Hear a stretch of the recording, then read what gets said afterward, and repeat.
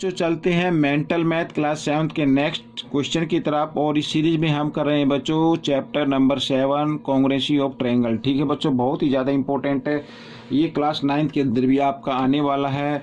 तो बच्चों यहाँ पर हम इसको सीखेंगे और सीख कर दूसरों को जरूर सिखाना है। देखिए यहाँ पर क्वेश्चन नंबर हम 7 से करने वाले हैं।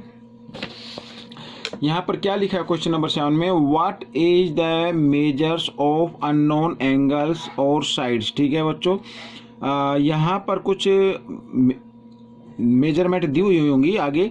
In the flowing pairs of geometrical congruent figures. ठीक है, कॉन्ग्रुएंट फिगर दी हुई है तो उसमें अननोन एंगल्स और साइड दी हुई है, तो वो हमें फाइंड आउट करनी है क्वेश्चन नंबर 7 से लेके 11 तक। ठीक है बच्चों, आइए देख लेते हैं। यहाँ पर तो मैं पेज पलट देता हूँ, ये यहाँ पर देख लेते हैं कि क्या है यहाँ पर। जी हाँ, ये देखिए यहाँ पर ये क्वेश्चन नंबर 7 है और हमें यहाँ पर हमें बताना है। मैं कोई फिगर नहीं बताऊंगा, सीधा छोटा सा आंसर आपके सामने मैं देता जाऊंगा।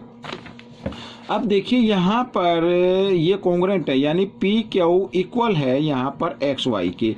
ठीक है, कॉन्ग्रुएंट है तो इक्वल होगी ना ये तो ये दोनों इक्वल है। तो पी क्यू की लेंथ यहाँ पर बच्चों है 4.5 सेंटीमीटर और एक्स वाई है यहाँ पर ए।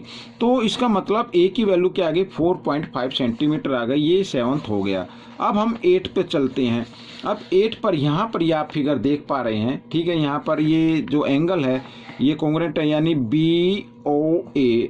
ठीक है, यहाँ पर मैं लिख लेता हूँ एंगल बी ओ ए इक्वल होगा या कॉन्ग्रुएंट है, यहाँ पर ये मान लेते हैं तो डी ओ सी के। तो यहाँ पर एंगल डी ओ सी यहाँ पर। ठीक है बच्चों, इस तरीके से।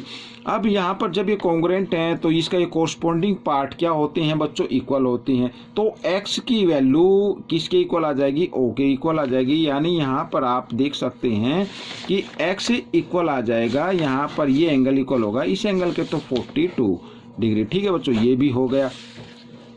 अब यहाँ पर बच्चों हम चलते हैं 9th पार्ट पर। यहाँ पर जैसा कि आप देख पा रहे हैं ये अपनी फिगर पर नहीं 9th पर। ठीक है, यहाँ पर देखिए दो यहाँ पर फिगर बनी हुई, रेक्टेंगल है ए बी सी डी और एक ही थोड़ा सा टेढ़ा करके बना दिया यहाँ पर पी क्यू आर एस। तो यहाँ पर बच्चों हमें बतानी है ये लेंथ कितनी होगी। अब जबकि ये क्या है, कॉन्ग्रुएंट है, तो इसका मतलब यहाँ पर ये जो डीसी होगी ना, क्योंकि opposite sides of rectangle are equal, तो डीसी इक्वल होगी ए बी के। ठीक है, यहाँ पर पी क्यू इक्वल होगी एस आर के। तो इसका मतलब यहाँ पर जो डीसी है वो है 4 सेंटीमीटर। तो इसका मतलब जो पी क्यू है वो भी क्या होगी, 4 सेंटीमीटर होगी। साथ ही यहाँ पर बी सी है अपनी क्या, 2 सेंटीमीटर। तो इसका मतलब यहाँ पर जो ये आर क्यू दी हुई है ये भी क्या होगी, 2 सेंटीमीटर होगी। लेकिन पी क्यू का नाम यहाँ पर दिया हुआ एल, तो आप इस तरीके से लिख सकते हैं एल इक्वल होगी 4 सेंटीमीटर के। और यहाँ पर ये आर क्यू बी से इंडिकेट किया गया है, तो यहाँ पर आप चाहे तो इस तरीके से लिख सकते हैं। ठीक है बच्चों, तो ये क्वेश्चन भी सोल्व हो गया है आपका।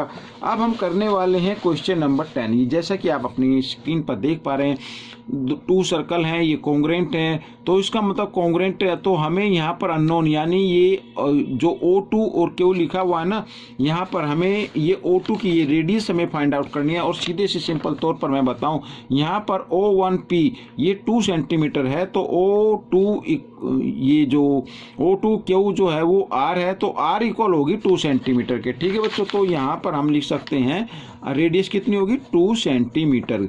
ठीक है, क्योंकि ये कॉन्ग्रुएंट है।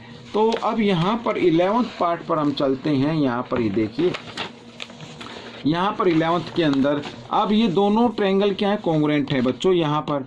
ठीक है, अब यहाँ पर हमें अननोन हमें फाइंड आउट करना है। अब हम कैसे फाइंड आउट कर सकते हैं, अब देखो सबसे पहले बच्चों यहाँ पर देखिए, मैं इसको एक बार लिख लेता हूँ कि डी ई एफ। ठीक है बच्चों, ये कॉन्ग्रुएंट है ट्रायंगल किसके, पी क्यू आर के। तो ये कॉन्ग्रुएंट ट्रायंगल है, तो इसका मतलब इसका एंगल ई इक्वल होगा एंगल क्यू के। ठीक है बच्चों, और यहाँ एंगल क्यू किया दिया हुआ है 85 डिग्री, तो इसका मतलब एंगल ई भी 85 डिग्री के होगा।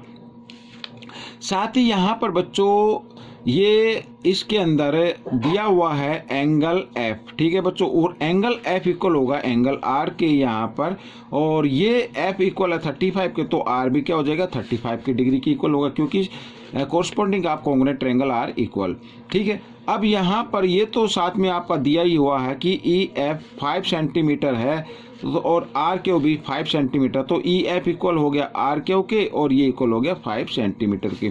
अब रही इसमें जेड की बात कि ये जेड यहाँ पर गिवन है तो ये कितने का होगा, आइए हम इस ट्रायंगल से फाइंड आउट कर लेते हैं। ठीक है, यहाँ पर अब देखिए बच्चों, यहाँ पर इस तरीके की ट्रायंगल दी हुई है और इसका नाम है क्या दिया हुआ है, डी ई एफ। ठीक है बच्चों, ये 35 डिग्री है और यहाँ पर ये 85 डिग्री है, तो और ये हमें फाइंड आउट करना है। ठीक है बच्चों, अब क्योंकि हम सभी जानते हैं कि जो ट्रायंगल के 3 एंगल्स होते हैं उनका सम हमेशा क्या होता है, 180 होता है। आइए एंगल डी मैं शॉर्ट में बता रहा हूँ, angle D plus angle E plus angle F, ठीक है बच्चों, इक्वल होगा 180 डिग्री। यहाँ पर तो डी हमें फाइंड आउट करना है और ई है 85 डिग्री और यहाँ पर ये 35 डिग्री और 180। ठीक है बच्चों, इस तरीके से तो डी की वैल्यू हम फाइंड आउट कर लेते हैं। तो दोनों को ऐड किया बच्चों, पहले मैं इधर ही लिख लेता हूँ, 5 और 5 10, ठीक है, कैरी 1 हो गया, 8 और 3 यहाँ पर होता है बच्चों 11 और 1 कैरी इधर 12, तो यहाँ पर बच्चों आ गया 120 और इधर ये 180 तो है ही।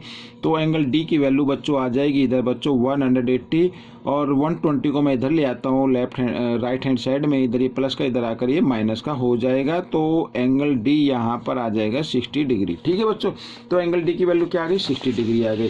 तो यहाँ पर बच्चों देखो एंगल डी इक्वल है एंगल पी के और यहाँ पर ये इक्वल दिया हुआ है जेड के, वैसे तो जेड की इक्वल दिया हुआ, लेकिन हमारा जो आया है आंसर वो क्या है, 60 डिग्री आया।